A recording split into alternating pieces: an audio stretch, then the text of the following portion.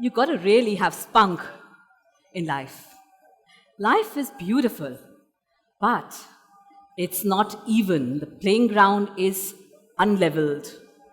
We have to think of how to make life beautiful and enjoyable and a life worth living.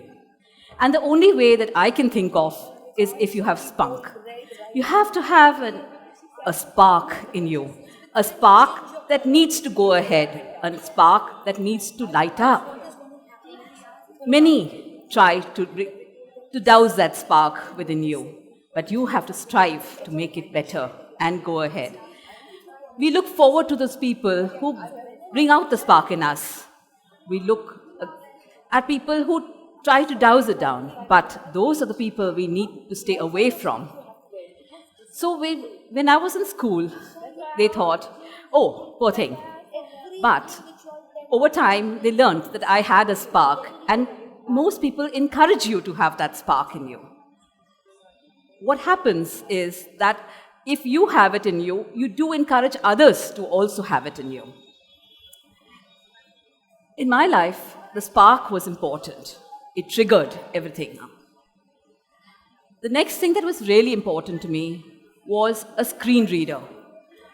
It came into my life all of a sudden, and I learned to adapt to it. It reads everything off the screen for me. Most people do not adapt to it quickly.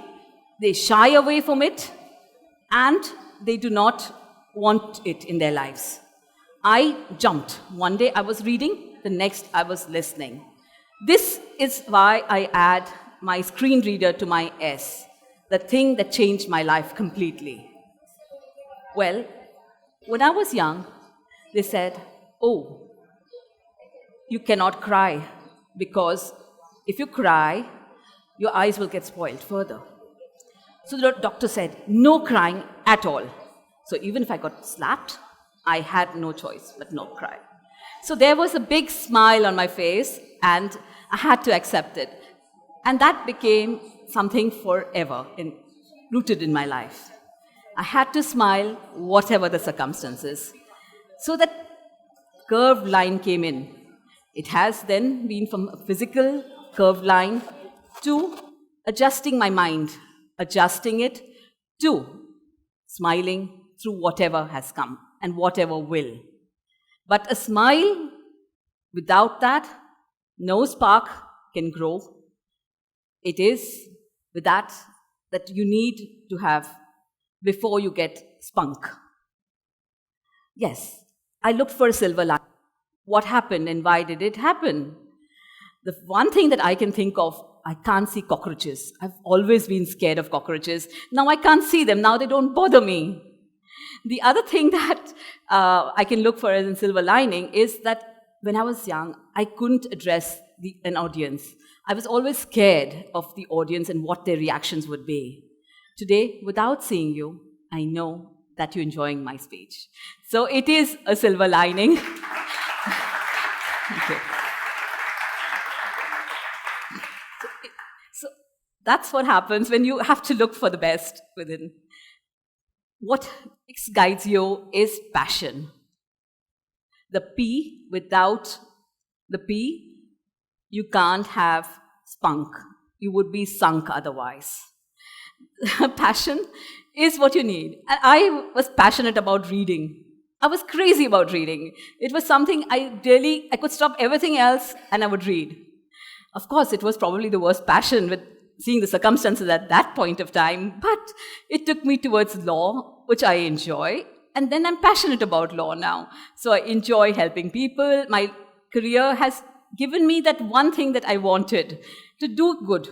And that good has come because of my law and the passion that I have for it. Without that extra, without that want, the desire, the need, and the, yes, I will do it, I haven't been able to do anything. But of course, passion has its limitations, and too much passion is also unrealistic. My passion for chocolates, that's not very good because it has caused me knee problems and my contours, okay. But that's too much passion. So unrealistic passion and not good passion is also there. But, okay. So what takes me through from passion to through? It takes perseverance. And that, I was a lazy child. I just couldn't be bothered to do things because I was passionate. I thought I could get through. So I had to keep reminding myself, inspiration 1%, perspiration 99%, work hard, keep doing things. And it took a long time for me to settle down that, yes, I had to really work to achieve, to get there. So when we were working with the Reserve Bank of India, it was a very simple thing. We started a process of complaining, of writing letters to the Reserve Bank of India, stating what our problems were. And we did it consistently. That consistency is what made the difference. The Reserve Bank of India got finally fed up of us and actually had to sort the problem out and issue a circular. So it really is the persistence with which you do a thing that makes that from a 99 to 100%. We were working on, we realized a problem on the copyright issue. We couldn't get books to read. We realized that in 2002. We had probably realized that earlier, but in 2002. Worked on it, and followed a process, went from here to there, from everywhere, started the bureaucracy, landed up with the politicians, went to the parliament, etc., and got the copyright law changed. But it took 10 long years from start to finish, and then is where the consistency is important, because if we had dropped out, we wouldn't have made it where we are today. So consistency, persistence, perseverance, and with lots of passion. That makes the difference to get from a sunk person to a spunk person. What else to think about? So many, That has been my biggest failing in life, to perceive completely. But I've been undeterred and undaunted, and I have been unbounded. Why? When I was little, people said, oh, you can't do law. Why? The print is too small, you won't be able to read, you have bad eyesight. The universe conspires, makes things happen the way they should happen. I didn't need to read anymore. I started using a screen reader. The font was not of importance to me anymore. So I could read 6 font, 12 font. It didn't make any difference anymore. People say, oh, you can't do a thing. But who sets those boundaries for you? Yourself. You don't need others to do them for you. People ask questions, how will you do this? Yes, I will. I will do it. At the back of my mind, I have to work out how I will do it. But that's not for others to know. Others are just told, I will do it. We need not get scared of others and their trying to bring you down. They are well-meaning people, and they will try to help you while you explain to them how you will do it. That's important. The boundaries that people set for you are not your boundaries. Your boundaries are what you set. You can push your boundaries further away, maybe temporarily, maybe permanently. Maybe those boundaries will still come up. You will find obstacles, you will find hurdles, you have to pass them. But they will happen. You have to be undeterred and unbounded. It is not possible without that. People come into your life, and they are very important. We do not think of how important people can be. And it doesn't matter who they are. It can be a friend, it can be anybody around you.